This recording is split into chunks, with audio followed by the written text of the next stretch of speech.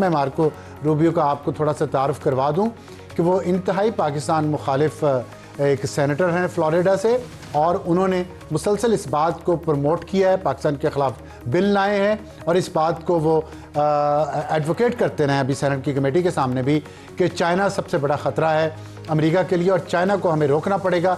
इसके लिए हमें इंडिया से अलायंस करना पड़ेगा, इंडिया के साथ मिलिट्री ताउन करना पड़ेगा, इंडिया को हमें टेक्नोलॉजी ट्रांसफ़र करनी पड़ेगी और इंडिया को हमें उस तरह ट्रीट करना पड़ेगा जिस तरह हम अपने यारों यानी जापान, इसराइल या नेटो ममालिक को करते हैं। उस लेवल पे हमें इंडिया के साथ ताल्लुकात लाने चाहिए।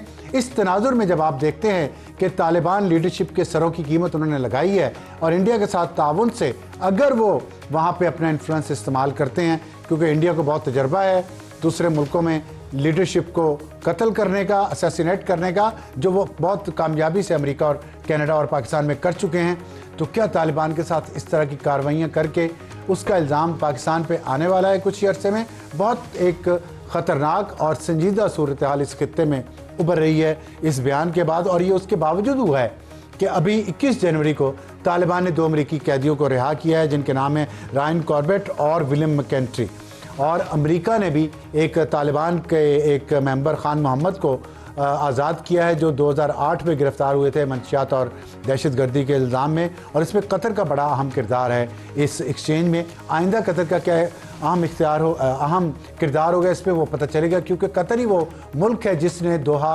अकॉर्ड करवाया था प्रेसिडेंट ट्रंप में और तालिबान के दरमियान। अब हम बढ़ते हैं हमारे आज के प्रोग्राम की तरफ। आज की हमारी टॉप स्टोरी है कि PTI फिर एहतजाजी रास्ते पर। क्या है इसकी वजह? डोनाल्ड ट्रंप का इक़्तिदार में आना है, क्योंकि 8 फरवरी को अब यौम एहतजाज की कॉल फिर दे दी गई है और बहुत सख्त ट्वीट किया फिर खान साहब ने, जिसमें उन्होंने दोबारा 1971 की याद ताज़ा की है और उन्होंने कहा है कि जो अर्दली हुकूमत है और तरसीलात ज़र का बाइकआउट जारी रखने के लिए उन्होंने कहा है ओवरसीज़ पाकिस्तानीज़ को। वलीद इकबाल रहनुमा पाकिस्तान तहरीक इंसाफ के और साबिक सेनेटर, वो हमारे साथ मेहमान होंगे। हमारा आज का हॉट इशू होगा चैम्पियंस ट्रॉफ़ी। क्या पाकिस्तान इसके लिए तैयार है? 19 फरवरी को शुरू हो रही है लेकिन 2 फरवरी तक हमारे स्टेडियम्स तैयार होने हैं। उस पर हम देखेंगे लाहौर, कराची और रावलपिंडी से कि वहाँ सूरत हाल ऑन ग्राउंड क्या है, पिचेस की सूरत हाल क्या है। और हमारा आज का एडिटोरियल होगा कि पार्लियामेंटेरियंस कहते हैं तनख्वाहें तो हम अपनी भी बढ़ाएंगे, सिविल और मिलिट्री ब्यूरोक्रेसी की भी बढ़ाएंगे, जजेस की भी बढ़ाएंगे। CBR के FBR के चेयरमैन कहते हैं कि गाड़ियां तो नहीं हम खरीदेंगे 1001, और हम आवाम के लिए, तनख्वाहदार तबके के लिए टैक्स मज़ीद बढ़ाया जाएगा। तो हम टैक्स देंगे, ये लोग बढ़ाएंगे और नई गाड़ियाँ खरीदेंगे। शुरू करते हैं टॉप स्टोरी से। वलीद इकबाल साहब अस्सलाम वालेकुम। जी, thank you for having me. Thank you for being with us sir. ये बताइएगा कि खान साहब ने फिर एक सख्त ट्वीट किया है और लग रहा है कि अब फिर एहतजाजी सियासत जो है तहरीक इंसाफ करेगी। KP में सदारत तब्दील कर दी गई है, पंजाब में भी हम देख रहे हैं तब्दीलियाँ आ रही हैं। कल अहमद बिछर साहब से हमारी बात हो रही थी, उन्होंने कहा कि हमारे पास तो सिर्फ एहतजाज का रास्ता बाकी है। तो अब क्या हम एक नई एहतजाज की लहर 8 फरवरी से पाकिस्तान में देखेंगे? देखेंगे, और मैं इस पर थोड़ी सी और तफसील से बात ज़रूर करूँगा, क्योंकि आपने तमहीद में 2-4 और बातें भी की हैं। मैं 2-3 जुमले अगर बोल दूँ तो आपने जिस तरह कहा कि अमेरिका के जो नए सेक्रेटरी ख़ारजा हैं उन्होंने ऐलान किया या अपने उसमें जो उनकी पेशी हुई सेनेट के आगे तस्दीक की, उसमें कहा कि हम सर की कीमतें रख देंगे जो हैं तालिबान लीडर्स की। तो हमें हमारे लीडर्स को अपनी खैर मनानी चाहिए कि उनके ऊपर देखें, इस वक्त जंग वाली कैफियत से तो डोनाल्ड ट्रंप ने ऐलान किया वो निकलना चाहते हैं, लेकिन जो अमेरिका का मसल है इक़्तिसादी और दीगर हवालों से, उसको वो बरूए कार लाना चाहते हैं।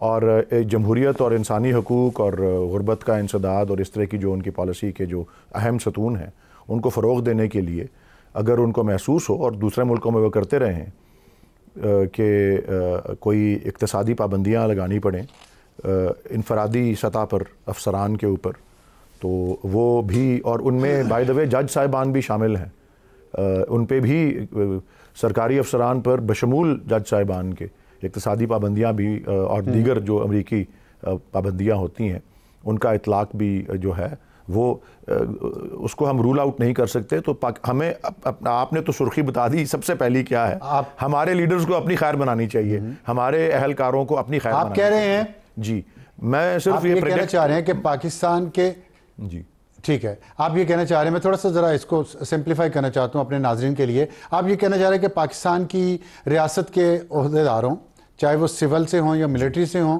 और जजेस और सियासतदान भी, जिन पे और जजेस मैंने कहा, तो उन पे अमेरिका पाबंदियां लगाएगा पर्सन स्पेसिफिक?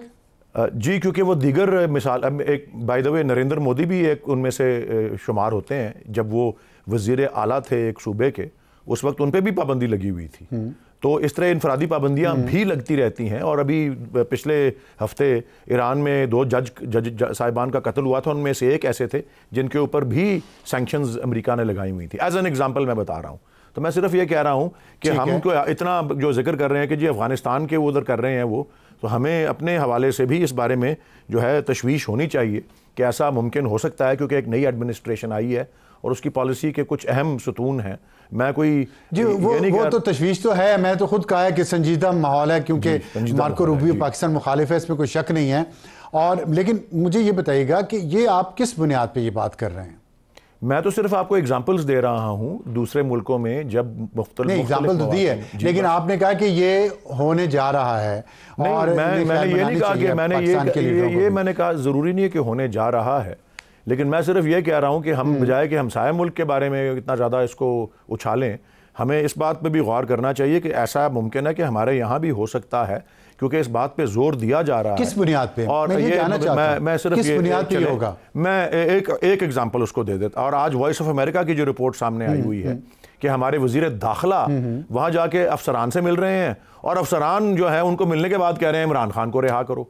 और वो ये कह रहे हैं कि हम पाकिस्तान जैसे मुल्क और दीगर ममालिक में दुनिया भर में हमारी पॉलिसी इस, देखें, अगर एक इनफरादी जो वजीर खारजा या सेक्रेटरी खारजा आप कह रहे हैं पाकिस्तान मुखालिफ हैं, वो ज़ाती सतह पे हो सकता है हों या उन्होंने कोई ऐसी बातें की हों, लेकिन अगर उनकी रियासत की पॉलिसी एक यकसां कह लें कि जी दुनिया भर में हम जमहूरियत और इंसानी हकूक़ का साथ देना चाहते हैं, और जहाँ जहाँ हमारी पॉलिसी से मुतसादिम तरीक़ाकार अपनाया जा रहा हो, वहाँ वहाँ हम अपनी रियासती क़ुव्वत को, क्योंकि जंग तो नहीं करना चाहते, लेकिन अपनी रियासती क़ुव्वत को वो इक़्तिसादी सतह पे भी, आजकल तो दौर ही वो है, या दीगर हवालों से सफारती सतह पर वो बुरुएकार लाई जा सकती है। मैं ये नहीं कह रहा कि ऐसा होगा। अच्छा। मैं कोई ज्योतिषी तो नहीं हूं, लेकिन मैं 2-3 पीसेस को पुट टुगेदर करके बात कर रहे हैं। जी, पे पॉसिबिलिटीज की बात कर रहा हूं। अच्छा, अब एहतजाज का रिश्ते, आपका सवाल तो एहतजाज के रिश्ते पे था। मैं तो ये समझता हूं कि जी 8 फरवरी को एक स्टैंड अलोन तरीके से आप काइंडली देखें, क्योंकि 8 फरवरी अब बदकिस्मती से, और हमारी बदकिस्मत मुल्क और बदकिस्मत कौम जिसके साथ बहुत दफ़ा ये हो चुका है, मोहतरमा फातिमा जिन्ना से शुरू करें और बहुत से मौक़ों पे आएँ कि किस तरह से रियासती क़ुव्वत इस्तेमाल हुई है लोगों के मैंडेट को पामाल करने की। ये कोई खुफिया बात नहीं है, ये आपको और मुझे सबको पता है कि 8 फरवरी को 2024 को 8 और 9 की दरमियानी रात को क्या हुआ। उस दिन एहतजाज अपनी जगह पर है। वैसे जहाँ तक मुज़ाकराती अमल का ताल्लुक है, आपने ये देखा होगा कि पिछले 24 घंटों में या एक आध दिन में थोड़ी सी पहले सख्ती दिखा करके लचक का मुजाहरा किया है, और खान साहब ही ने खुद कहा है कि मेरी मुज़ाकराती टीम को जो है मुझसे मिलने की इजाज़त दी जाए तो अगले दौर में भी हम हिस्सा लेंगे। लेकिन बात फिर वहीं पे आती है कि जो एक, भाई हमारी फहरिस्त तो बहुत लंबी है मुतालबात की, हम 1-2 पे लाके फिर एक पे हम खड़े हो गए हैं। वो क्या एक मुतालबा है यार, वो 2 कमीशंस बना दो, वो सच सामने आ जाए, वो अगर हो जाए तो उस पर अभी भी पहले ये बात करके कि जी हम नहीं करेंगे मुज़ाकरात, फिर से थोड़ा सा बैक ट्रैक किया है। मैं तो उसको एक मुस्बत अमल समझता हूं। 8 फरवरी का एहतजाज अपनी जगह है, क्योंकि इसके पीछे बात बहुत बड़ी है।